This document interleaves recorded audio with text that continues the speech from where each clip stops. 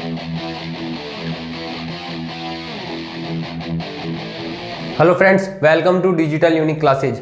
आज अपन बात करने वाले हैं मिनरल्स के अंदर। अपन ने पहले बात कर ली थी माइक्रो मिनरल्स के अंदर, अपने पिछले वीडियो लेक्चर के अंदर आयोडीन के बारे में और फ्लोराइड के बारे में। आज अपन डिस्कस करेंगे आयरन के बारे में और कॉपर के बारे में, आयरन और कॉपर के बारे में। ये दोनों मिनरल्स किसके अंदर है? माइक्रो मिनरल्स के अंदर है।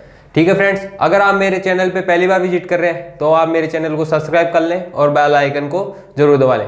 तो फ्रेंड्स, अपन स्टार्ट करते हैं आज का वीडियो लेक्चर। अपन पहले बात करेंगे आयरन के बारे में कि आयरन के अंदर क्या क्या इसकी डिफिशियंसी है, क्या क्या इसकी टॉक्सिसिटी और इसकी फंक्शन और इसके सोर्सेस के बारे में, जो भी अपनी एग्जाम में लगती है। अभी एग्जाम लगेगी, जो कंपटीशन एग्जाम आने वाली है उनके अंदर आयरन से भी बहुत अधिक क्वेश्चन पूछे जाते हैं। यानी इसके आयरन के अंदर इसकी जो भी डिफिशियंसी है वो अधिक पूछी जाती है। यानी अभी मैं आपको बताऊंगा कि इसकी डिफिशियंसी क्या है आयरन की। ठीक है, तो अपन पहले आयरन के बारे में डिस्कस कर लेते हैं। देखो, आयरन अपनी जो ह्यूमन बॉडी है उसके अंदर 2.4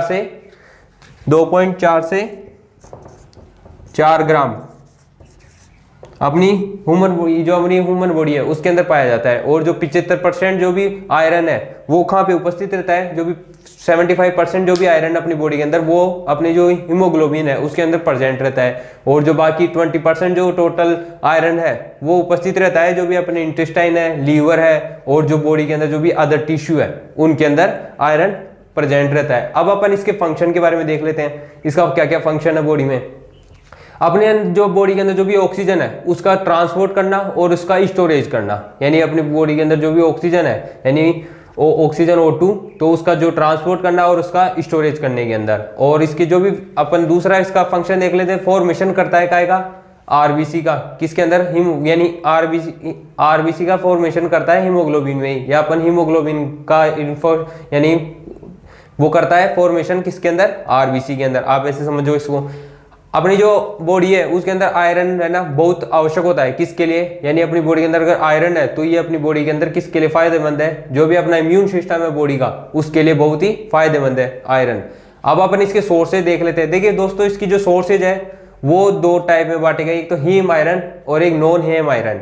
अब ये हेम आयरन और नॉन हेम आयरन का मतलब क्या है? यानी हेम आयरन यानी इसका मतलब यह है कि अपनी बॉडी के अंदर ये पहले से प्रेजेंट रहते हैं, यानी इन जगह पे प्रेजेंट रहते हैं। और नॉन हेम आयरन ये अपने को बाहर से लेने पड़ते हैं। ठीक है, हेम आयरन के अंदर कौन कौन से सोर्सेज है? जैसे उसके अंदर लीवर हो गया, किडनी हो गई, हार्ट हो गया और स्प्लीन हो गया। अब अपन देख लेते हैं नॉन हेम आयरन। नॉन हेम आयरन के अंदर वेजिटेबल हो गए, वेजिटेबल ओरिजिन, जैसे क्रेल्स हो गए, ग्रीन लीफी हो गई, और वेजिटेबल हो गए, लेग्यूम हो गए, और जैसे ऑयल सीड्स हो गई, और जो भी अपने ड्राई फ्रूट्स है वो हो गए, वो इसके अंदर आएंगे नॉन हेम आयरन के अंदर। अब अपन इसकी RDA देख लेते हैं, यानी रिकमेंडेड डेली अलाउंसेंस, यानी पर डे कितना यूज लेना चाहिए। जो भी इन्फेंट यानी छोटे बच्चे, उनको 15 से 20 mg पर डे लेना चाहिए। यानी जो भी छोटे बच्चे हैं उनको 15 से 20 mg पर डे। और जो अडल्ट ह्यूमन बॉडी है उसको पर डे यानी 20 से 30 mg पर डे लेना चाहिए। और जो प्रेग्नेंट वुमन है उसको चाहिए 40 mg पर डे।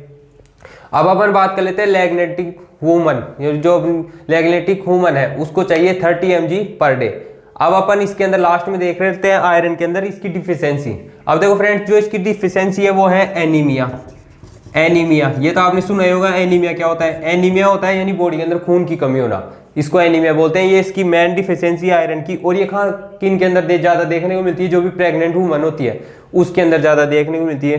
ठीक है, क्योंकि वो प्रेग्नेंट वुमन है तो उसके अंदर ज्यादा देखने को मिलती है। और जो भी रूरल पॉपुलेशन, जो भी यानी गांव है, उनके अंदर जो भी मेल या जो फीमेल है उनके अंदर सबसे ज्यादा एनीमिया की कमी देखने को मिलती है, यानी उनके अंदर खून की कमी होती है।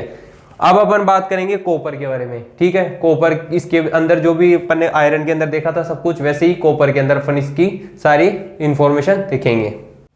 हाँ दोस्तों, अब अपन कॉपर के बारे में देख लेते हैं। कॉपर अपने जो ह्यूमन बॉडी यानी जो ह्यूमन बॉडी है उसके अंदर, जो ह्यूमन है यानी जो फीमेल बॉडी है उसके अंदर 100 से 150 mg आयरन कॉपर प्रेजेंट है। जो कहाँ पर उपस्थित है? ये अपने जो भी मसल्स है, बोन है, और जो मसल्स और जो बोन है और जो अदर टिश्यू है उनके अंदर ये जो ह्यूमन बॉडी है उसके अंदर प्रेजेंट होता है। और ये क्या करता है? ये सर्कुलेट करता है काय के अंदर? प्लाज्मा के अंदर। यानी अपनी जो प्लाज्मा है उसके अंदर सर्कुलेट करता है। और फंक्शन क्या क्या है इसका, अपन इसके फंक्शन देखो, इसके फंक्शन अपने हीमोग्लोबिन होता है उसका क्या करता है, ये संश्लेषण का काम करता है। जो अपने बॉडी, जो ह्यूमन बॉडी है उसके अंदर हीमोग्लोबिन होता है, उसके अंदर क्या करता है, संश्लेषण का काम करता है। और अपन ये देख, अब इसका नेक्स्ट फंक्शन देखते हैं, ये हेल्प करता है किसके अंदर, जो भी अपने नर्व फाइब्रस होते हैं, नर्व फाइब्रस होते हैं, उनकी जो माइसिलिन शीट होती है, माइसिलिन जो शीट होती है उसके फॉर्मेशन के अंदर, एक माइसिलिन शीट होती है उसका फॉर्मेशन किसके कारण होता है, कॉपर के कारण होता है। यानी ये उसके अंदर अपने जो भी नर्व फाइबर होते हैं उनके संश्लेषण के अंदर, उनके फॉर्मेशन के अंदर ये हेल्प करता है कॉपर। अब अपन इसके सोर्सेज देख लेते हैं। देखो फ्रेंड्स, इसके सोर्सेज है, एक तो लीवर हो गया, किडनी हो गई, और ड्राई फ्रूट्स हो गए, राइस हो गई, फिश हो गया, मिल्क हो गए, ग्रीन लीफ हो गए, और मिल्क प्रोडक्ट हो गए जैसे, और वेजिटेबल है। ये इसके सोर्सेज है कॉपर के। अब अपन इसके RDA देख लेते हैं कि पर डे कितना यूज लेना चाहिए कॉपर। अब इन्फेंट है, उसको, इन्फेंट है जो छोटा बच्चा है उसको 0.5 से 1 mg पर डे, यानी जो इन्फेंट जो छोटा बच्चा है उसको 0.5 से 1 mg पर डे। और जो अडल्ट ह्यूमन बॉडी है उसको चाहिए 2 mg पर डे। जो अडल्ट ह्यूमन बॉडी है उसको चाहिए 2 mg पर डे, और जो प्रेग्नेंट या लैक्टेंटिक ह्यूमन है उसको चाहिए 3 mg, यानी 3 mg पर डे। अब अपन इसके देख लेते हैं डिफिशियंसी। इसकी डिफिशियंसी क्या है, इसकी मेन डिफिशियंसी तो है, एक तो है एलोपिक। एलोपिक का मतलब क्या है, एलोपिक का मतलब है लॉस ऑफ हेयर से, यानी अपने बाल अधिक से अधिक झड़ेंगे, यानी कम हो जाएंगे बाल, लॉस ऑफ यानी लॉस हो जाएगा हेयर्स का।